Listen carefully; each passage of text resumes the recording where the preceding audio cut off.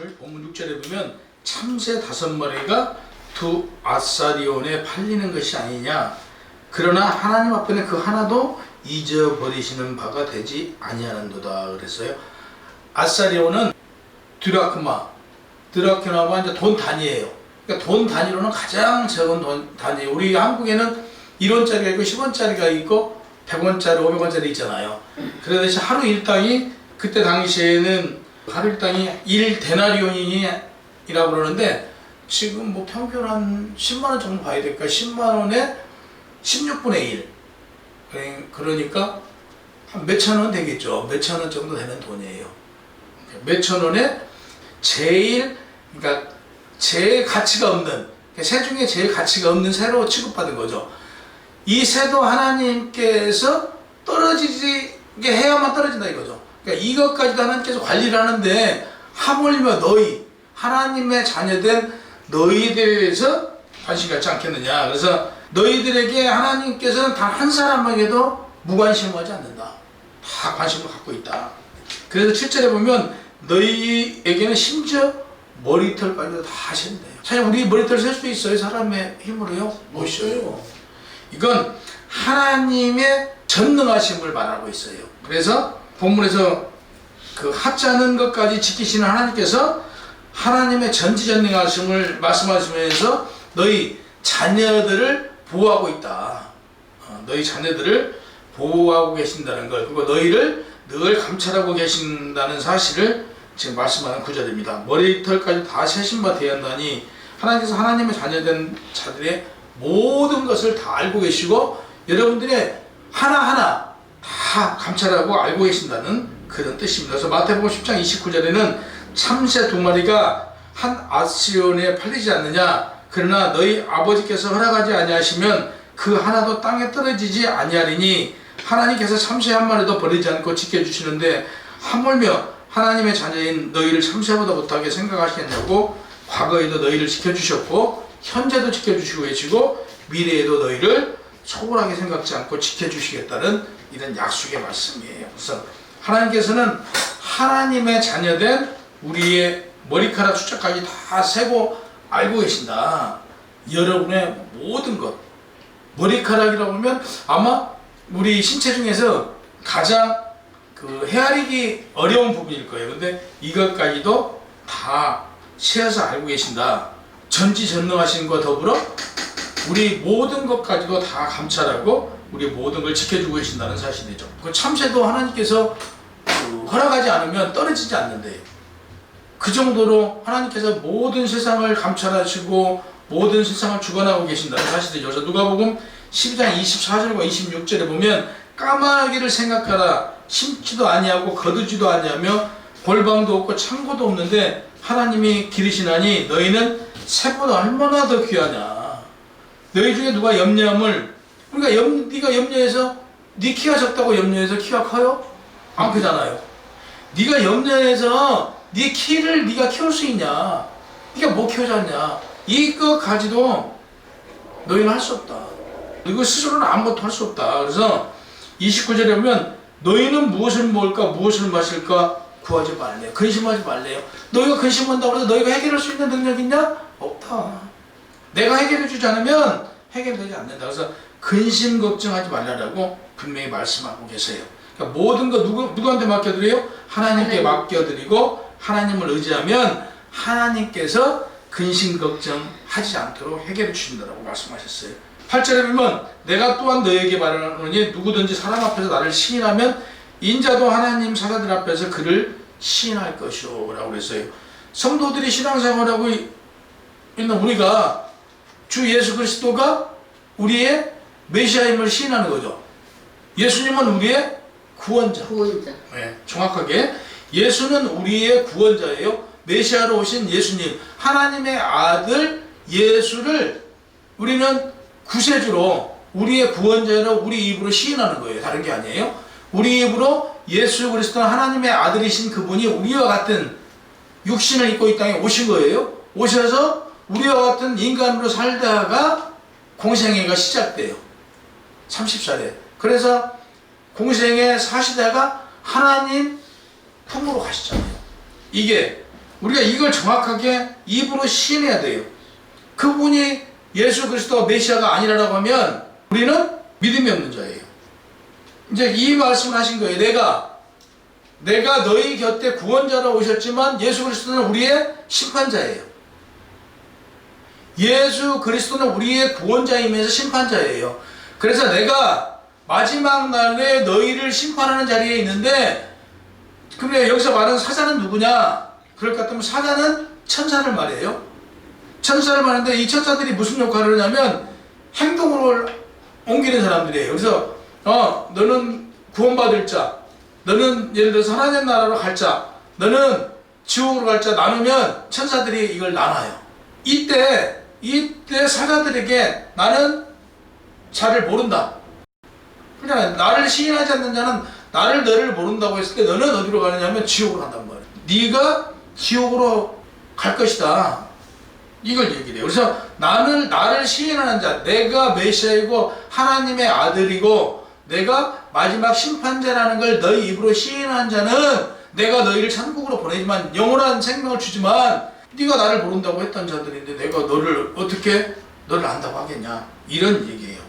본문에서 인자라는 징후는 예수님의 십자가에서 순환을 받을 때 이렇게 사용되었고요, 승천과 재림과 관련하여 사용돼. 특히 우리 사이에 예수님이 누구신가, 이걸 분명히 말해요. 중보자이죠. 하나님과 우리 사이의 중보자, 하나님과 우리 인간 사이의 중보자가 누구냐 그러면 예수 그리스도잖아요. 아담으로 말미암아 우리가 하나님과의 관계가 소홀해졌어요. 우리가 아담으로 말미암아 죄인 됐어요. 이때 예수 그리스도가 오지 않았으면, 예수가 이 땅에 오지 않았으면 우리는 하나님께 나아갈 수가 없었어요. 예수 그리스도가 오셔서, 예수가 오셔서 십자가에 못 박혀 죽고 그분이 우리를 위해서 피 흘리심으로 말미암아 우리가 하나님과의 관계가 회복된 거죠. 그래서 하나님과 우리의 관계를 회복시켜준 중보자였다. 9절 보면 하나님 앞에 나를 부인하는 자는 하나님의 사자들 앞에서 부인을 당하리라. 어느 사람, 모든 사람은요, 이 땅에 어느 누구도 심판을 피할 수는 없어요. 모든 사람은 심판을 받죠.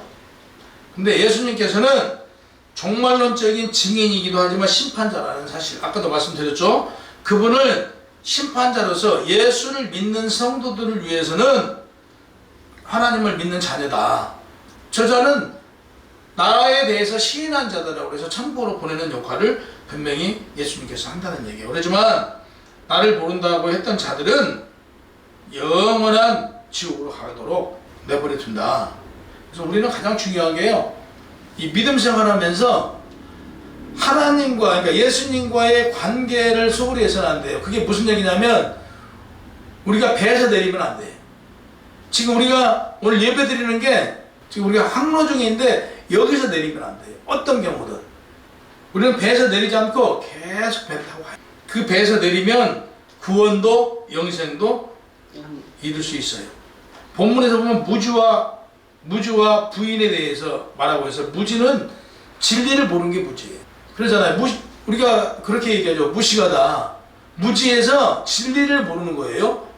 하지만 반면에 부인하는 것은요, 알고 부인하는 거예요. 예수 그리스도가 메시아인 걸 알면서 부인하는 거, 이것은 진리를 거짓으로 바꾸는 것이죠.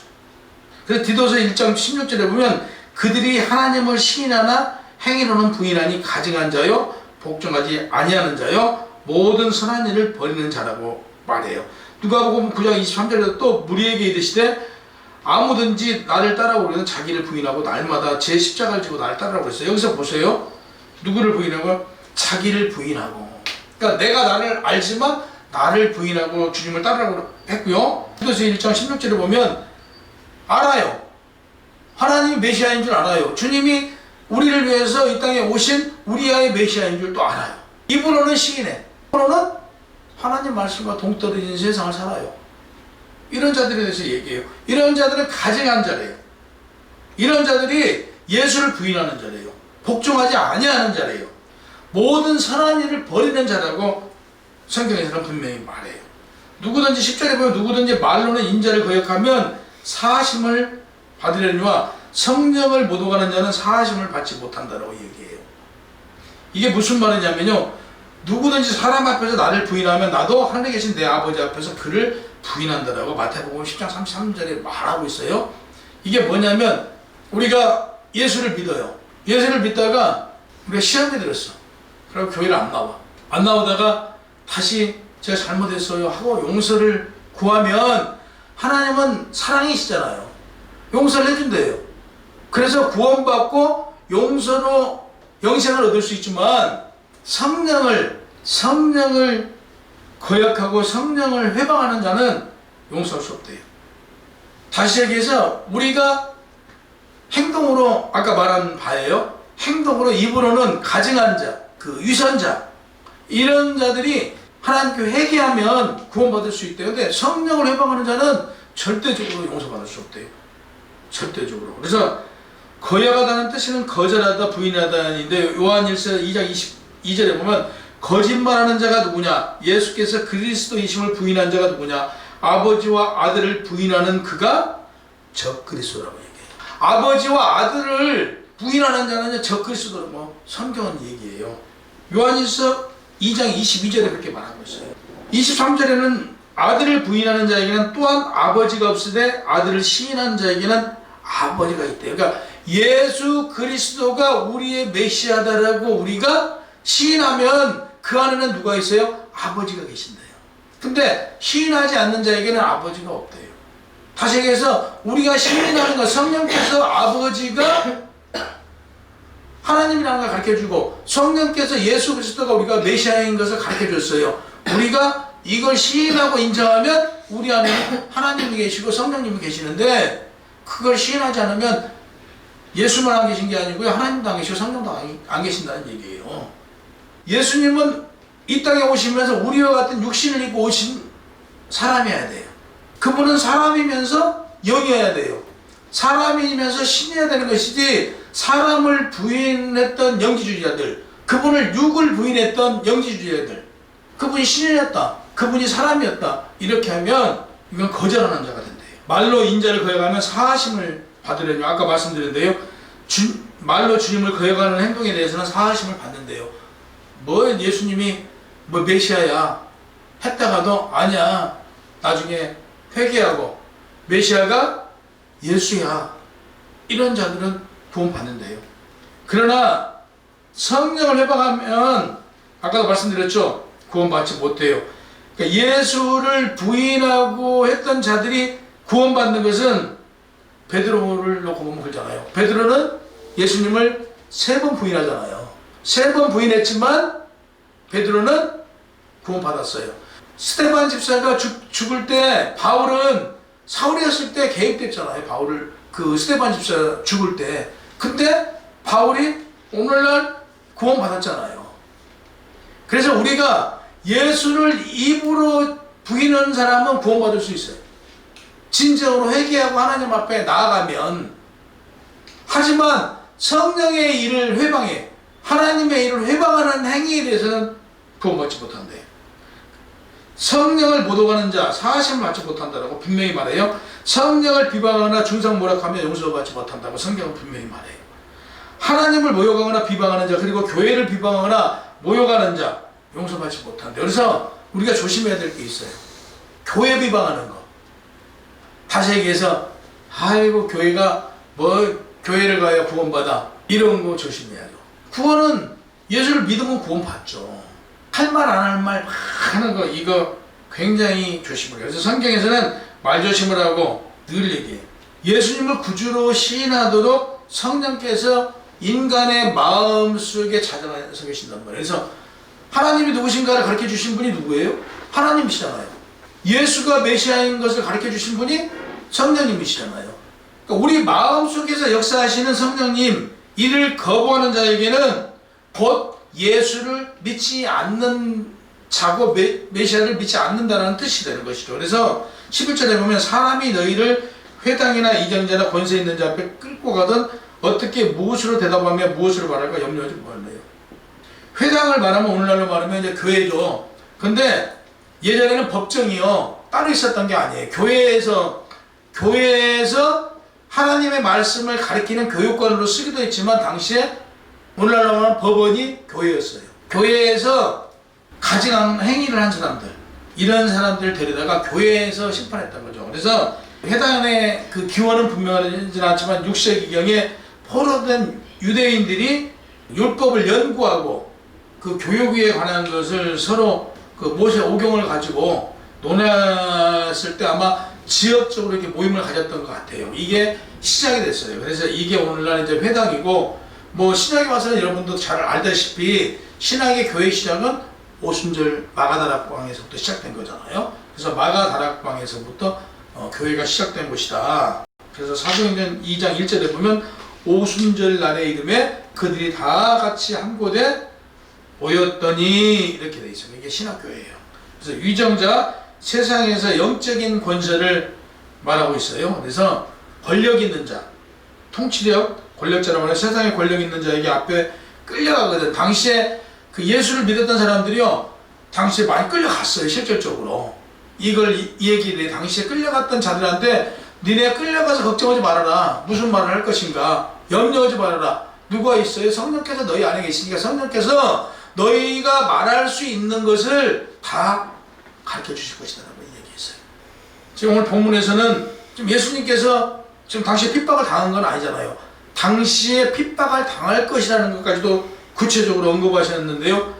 권세자들이, 통치자들이 나타나는데, 첫 번째 시나고가스는 회당을 가리키는데, 회당은 아까 말씀드렸죠. 종교행사, 교육하는 곳, 동시에 율법이나 규례를 범한 그 재판을 하는 것이 당시 교회였다, 회당이었다. 두 번째, 타스 아레쿠스라는 단어인데요, 임기가 보장돼. 예를 들어서 우리로 말하면 지금 선관위원장, 뭐 권익위원장, 이들은 대통령이 바뀌어도 임기가 보장되잖아요. 이 보장된 자리를 얘기할 때 지금 타스 아르쿠스라는 단어를 사용하고 있고요. 오늘 본문에 쓰인 타스 엑스시아스라는 이 단어는 이 지금 기독교인들을 핍박하기 위해서 일시적으로 사람을 세웠어요. 그래서 이 사람을 통해서 예수를 믿는, 예수 그리스도를 믿는 이 예수교 사람들을 핍박하기 위해서 어떤 사람을 세운 거죠. 그래서 임기를 제한적으로 언제부터 언제까지 이렇게 일시적으로 세운 사람을 지금 말하고 있어요. 12절, 마땅히 할 말을 성령이 곧 그때 너에게 가르치시라 하시니라. 성령이 하나님을 가르쳐 주시고요, 성령이 예수가 누구인가를 가르쳐 주셨고요, 구약에서는 하나님을 누구라고 표현하냐면요, 율법이나 모든 걸 가르쳐 주시는 분으로 구약에는 하나님을 표현해요. 신약에 와서는 마태복음 10장 20절에 말하시는 이는 너희가 아니라 너희 속에 말씀하시는 곧 너희 아버지의 성령이시니라 라고 얘기해요. 구약에는 너희를 가르쳐 주시고 그 백성의 모세하고 대화했던 분이 하나님이세요. 하나님과 대화를 했지만 신약에 와서는 누구하고 대화를 하느냐라고 봤더니 성령께서 알게 가르쳐 주신다는 얘기예요. 그래서 성령을 통해서 깨달아지게 하고 계신다. 그래서 성경에서는 분명히 해야 할 말과 하지 말아야 할 말이 따로 있다고 해요. 그래서 자, 아까 12절에 너희가 끌려가도 할 말을 성령께서 가르쳐 주시는데, 성령께서 무슨 할 말을 가르쳐 주셨냐라고 보니까 그 해답이 예수를 부인하지 말래요. 너희가 어떤 경우든 간에 예수를 부인하지 말고 예수에 대해서 전하래요. 끌려가도. 거기서 예수를 부인하는 자는 죽지만요, 끌려가는 자는 거기서 살아난대요. 이걸 본문에서 말하고 있어요. 그래서 어떤 경우가 우리도 닥치더라도 예수를 부인하거나 예수를 그 성령을 회방하는, 예수를 부인하거나 성령을 회방하는 말을 우리는 해서는 안 된다 이거죠. 다시요, 예수를 부인하는 경우 회개하고 돌아가면 그 생명은 구원받을 수 있고 그 생명은 용서를 받을 수 있지만, 성령을 회방하는 자, 교회를 핍박하고 교회를 성령을 회방하는 자는 결국에 회개하더라도 용서받지 못한대요. 그래서 우리는 성령을 회방하거나 부인하는 일을 하지 말아야 된다. 그래서 예수 그리스도를 전하는 어떤 경우에도 성령께서 우리에게 신하라고 한 예수 그리스도는 우리를 위한 메시아임을 우리가 전하는 여러분이 되시기를 주님의 이름으로 축원합니다. 합리적이에요.